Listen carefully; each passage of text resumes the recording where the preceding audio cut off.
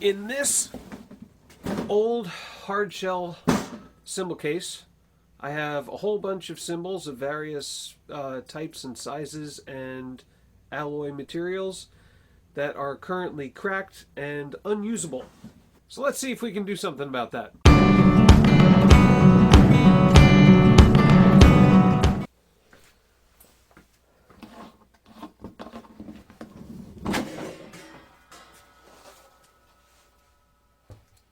Hello friends, Pete the Drummer here, and the first cymbal that I'm going to try to fix is this 10-inch Sabian HH China Kang.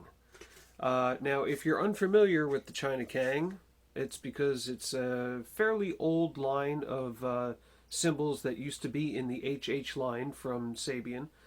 They used to be part of Sabian's overall HH lineup, going way back years ago, and then they were used, I think, solely in the Mike Portnoy Stax signature Stax line as the top cymbal, and then Sabian just took them off their, current product list.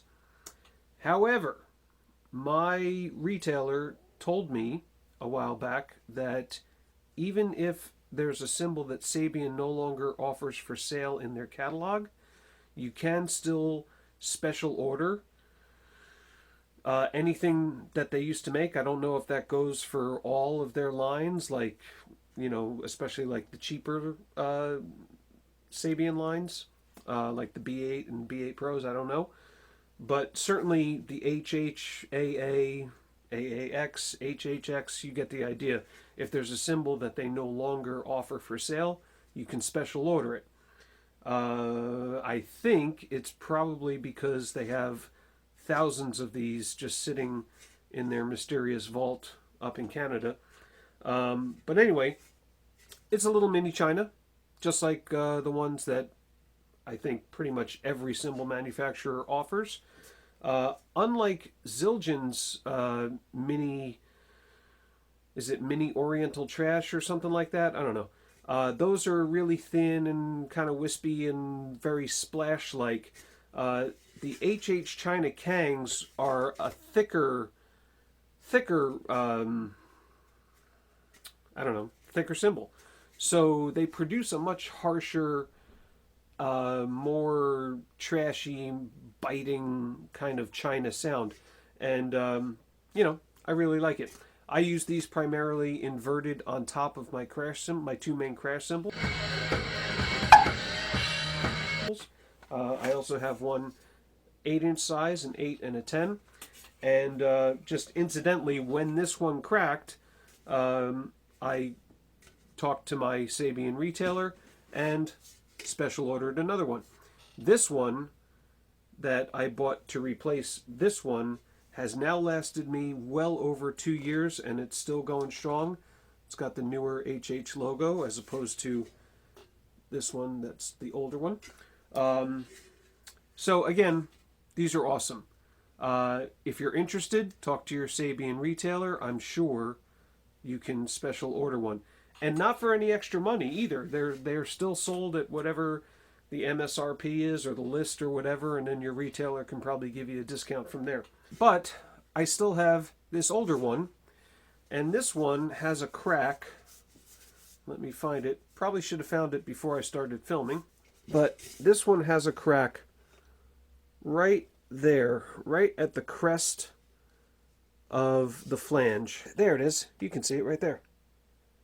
It's about an inch long, and so when I hit it, I can hear it I can hear the two edges of the alloy kind of sizzling. So I'm going to try and cut that crack out with my Dremel tool. Alright guys, so I've got my Dremel tool here, and I have what's remaining of a Dremel cutting disc specifically for cutting metal. The good news when you're cutting into a cymbal, for those of you guys that may have never done this before, when you're cutting into a cymbal, the good news is because this is B8 or B20 alloy, the cutting wheel is not going to produce a whole bunch of sparks, so you don't have to worry about setting your house on fire. However, it is going to produce a lot of very fine B20 alloy dust. It's going to get all over your workspace. It's going to get all over your clothing.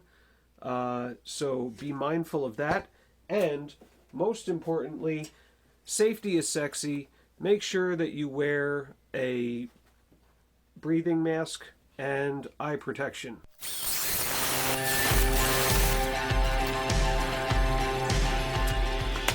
Okay, friends, well, as you can see, I am now wearing a blue shirt, which means it is day 2, and I had to take an extra day with this because as soon as I got done cutting out that crack, I discovered that it's actually cracked right there as well. Which unfortunately means I'm not going to be able to save this China Kang as a China cymbal, and instead I am going to cut off the entire flange, and we're going to see what it sounds like as a splash cymbal.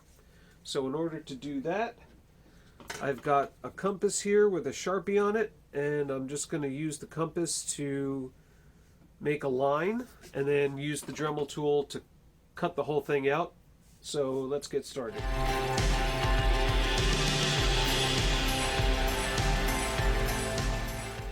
Alright guys, it took me a couple of passes to get the line accurate. So I'm going to cut on this inside line here.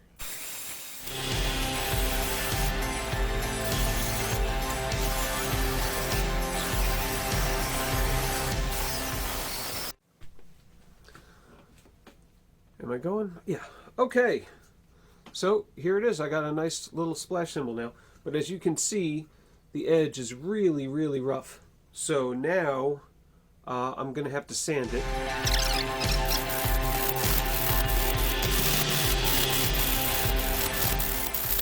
All right. Well, there you have it.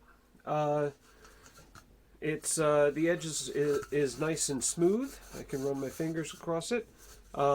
It's pretty, it's still, you know, it's got some good stability to it. It doesn't feel like it's going to collapse.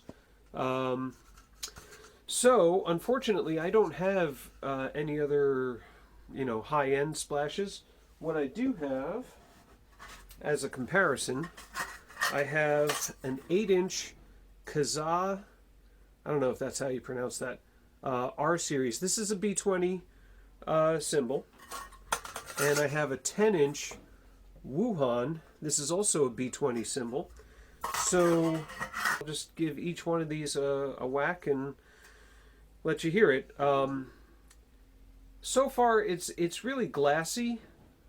Doesn't have a whole lot of sustain, but it has a nice pitch, and yeah, it's really glassy. So yeah, let's hear how this one sounds and how it compares to these.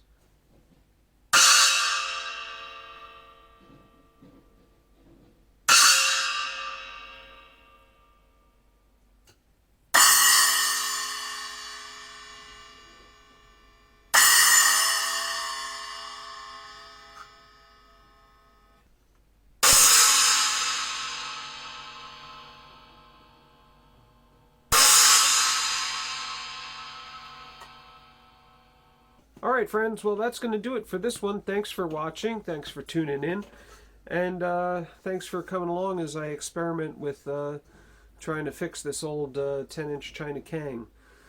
You know, look, I admit it doesn't sound as good as, you know, an HH or an A or an AA or anything from Zildjian this size. You know, I get it. But it doesn't sound bad either.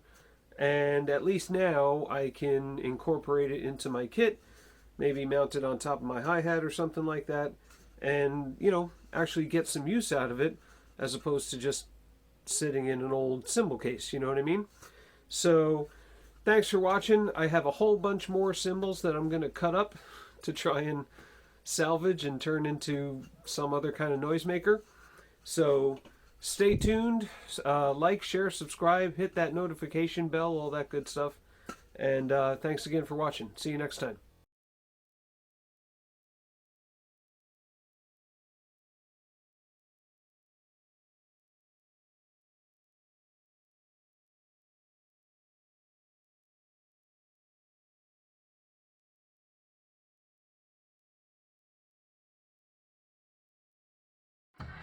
Somebody